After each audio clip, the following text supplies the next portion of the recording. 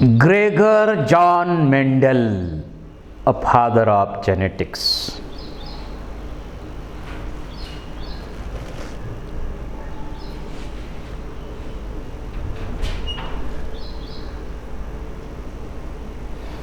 या चॅप्टरमध्ये काही टर्म्स आपल्याला येतात.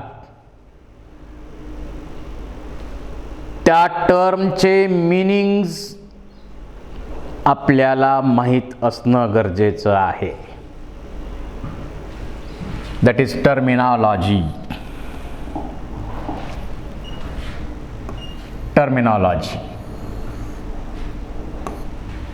फर्स्ट इम्पॉर्टंट टर्म इथं आलेली आहे, आलील और आलोमॉर्फ.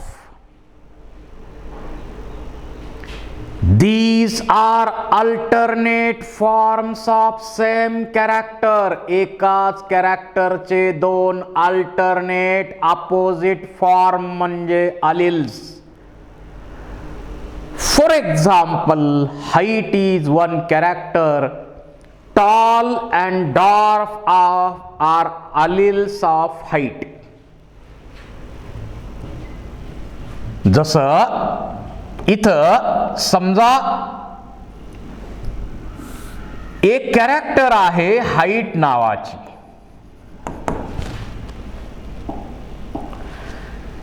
या हाईट कॅरेक्टर मध्ये टॉल आणि डॉर्फ, त्या टॉलचे जीन आहे कॅपिटल टी स्मॉल टी डॉर्फचे. So capital T is a gene of tall and small t is a gene of dwarf, and capital T small t are alternate forms alleles of height character. आणि ही term बॅटसननी सुरुवातीला use केली. Who coined the allomorph or alleles? Batson coined term allele or allomorph. आणि हे alleles जे असतात, समजा हा एक क्रोमोसोम आहे, त्याच्यावर समजा कॅपिटल टी जीन आहे. दुसरा क्रोमोसोम असेल, त्या क्रोमोसोमवर स्मॉल टी जीन असेल. So these alleles are located on homologous chromosomes. Homologous chromosome वर हे alleles असतात. त्यानंतर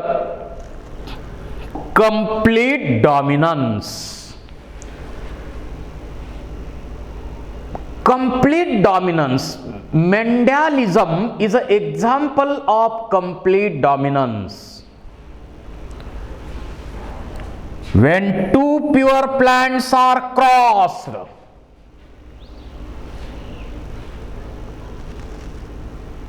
the plants obtained in F1 generation are copy of dominant parent. जर आपण प्युअर टॉल पी प्लांटचा cross pure dark pea plant बरोबर केला, तर F1 जनरेशन मध्ये सर्व प्लांट टॉल मिळतात, एकाच टाइपचे मिळतात. So it is example of complete dominance. म्हणजे F1 जनरेशन मध्ये जे प्लांट मिळतात, they are exact copy of parent having dominant character. Dominant character असलेले हे प्लांट मिळणार. That is complete dominance. त्यानंतर पुढची टर्म आहे phenotype. External appearance of an organism. म्हणजे बाहेरून दिसणाऱ्या कॅरेक्टरचा स्टडी करणे म्हणजे phenotypic character. So external or morphological characters of an organism are called as phenotypic characters or phenotype.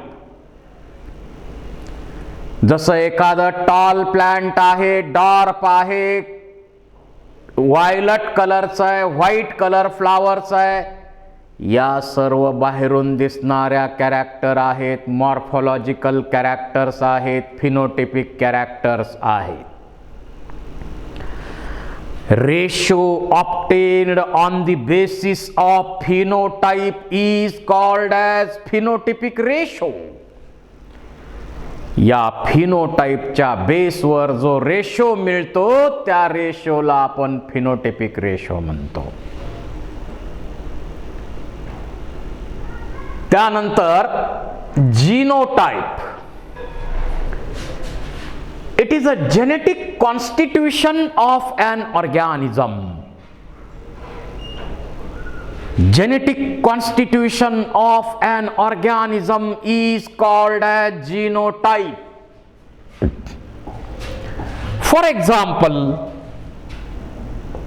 capital T, capital T, capital T are genotype of tall.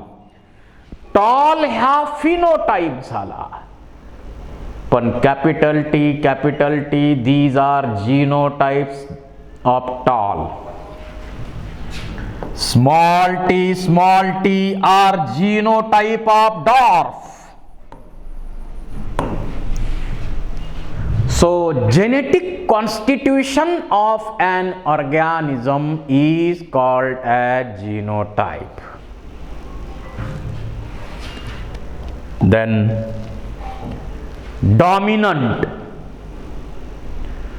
When two pure plants are crossed, character which appear or express in F1 generation is called as dominant. दोन pure plant मध्ये cross करत असताना जी character F1 generation मध्ये appear होते, express होते, तिला म्हणायचं dominant. आणि जी कॅरेक्टर एक्सप्रेस होत नाही, अपीयर होत नाही, त्या कॅरेक्टरला म्हणायचं रेसेसिव्ह.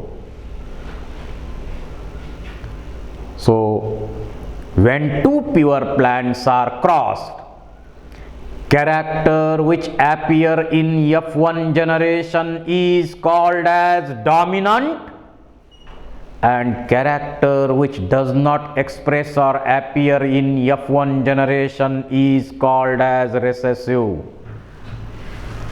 जसं टॉल आणि डॉर्फचा क्रॉस आपण केला तर F1 जनरेशन मध्ये सर्व प्लांट टॉल मिळतात, कारण टॉल ही डॉमिनंट कॅरेक्टर आहे.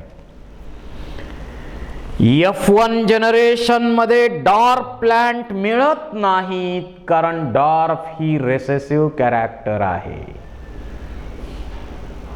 डॉर्फ ही रेसेसिव्ह कॅरेक्टर आहे. आणि जी कॅरेक्टर F1 जनरेशन मध्ये मिळत नाही, अपीयर होत नाही, ती रेसेसिव्ह कॅरेक्टर आहे. त्यानंतर होमोझायगस आणि हेटेरोझायगस अशा टर्म्स आहेत. होमोझायगस म्हणजेच प्युअर, याचा अर्थ आहे pure. You know, two genes controls a particular character, and if two similar genes controls a particular character, it is called as homozygous or pure. जसं capital T tall, small t dwarf, आणि दोन्ही gene सारखे एखादी character control करत असतील तर homozygous म्हणायचं. इथं पहा कॅपिटल बी या क्रोमोसोमवर आहे, या क्रोमोसोमवरती सुद्धा होमोलॉगस क्रोमोसोमवर कॅपिटल बीच आहे. Capital B controls a particular character, then it is homozygous or pure.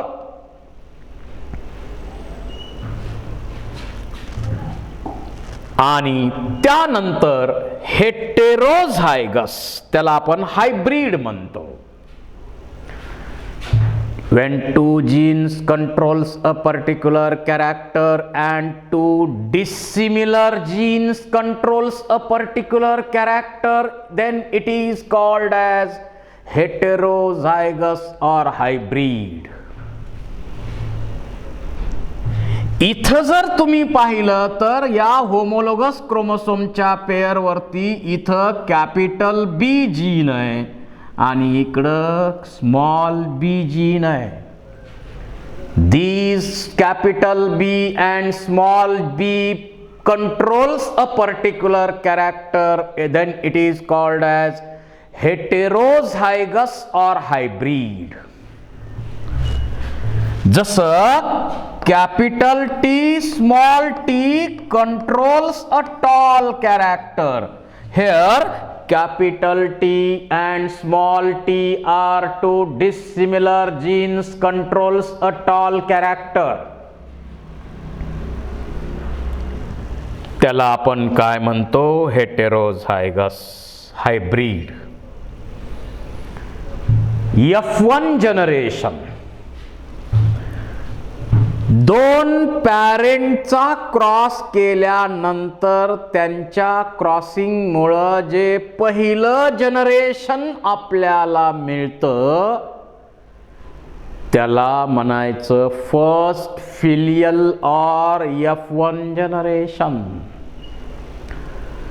So individuals produced by crossing of initial parents are called as first filial or F1 generation. And new individuals obtained by selfing of F1, it is called as second filial or F2 generation.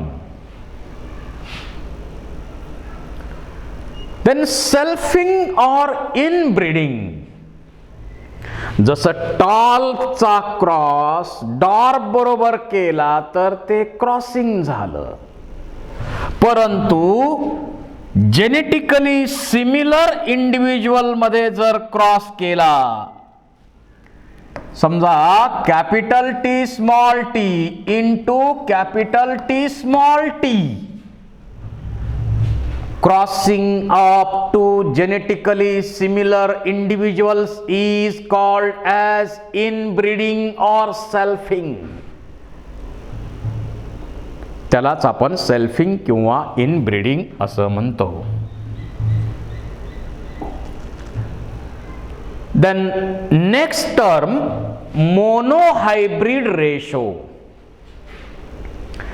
In crossing of two pure plants, if one contrasting character considered at a time, it is called as monohybrid cross, and ratio of F2 is monohybrid ratio. दोन pure plant मध्ये cross करत असताना जर एक contrasting character at a time consider केली तर त्या क्रॉसला monohybrid cross, आणि F2 जनरेशन मध्ये जो रेशो मिळतो त्या रेशोला आपण म्हणतो मोनोहायब्रिड रेशो.